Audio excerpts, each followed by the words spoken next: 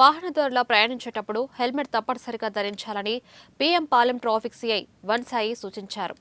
ద్విచక్ర వాహనం మీద ప్రయాణించేటప్పుడు హెల్మెట్ ధరించడం ద్వారా ప్రాణాన్ని కాపాడుతుందని అన్నారు. అలాగే యువత మద్యం సేవించి వాహనం నడపడం ద్వారా ఎంతో మంది తమ ప్రాణాలను సైతం పోగొట్టుకుంటున్నారని అన్నారు.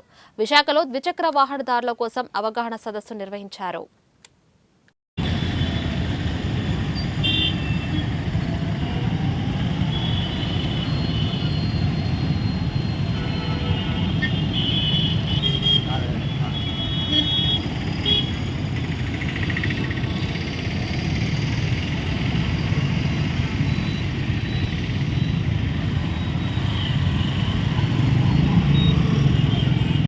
ఎన్ Sai, Visakhapatnam city PM Palem traffic inspector. ఈ ముఖ్యంగా ప్రజలందరికీ నూతన సంవత్సర శుభాకాంక్షలు.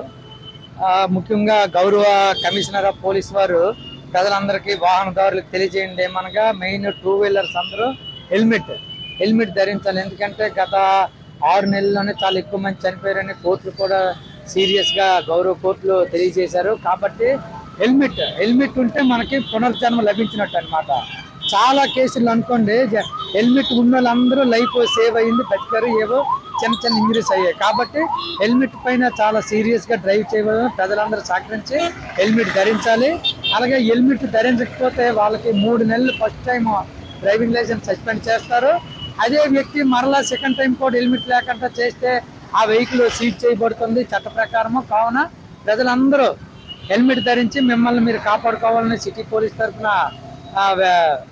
ప్రార్థిస్తున్నాం.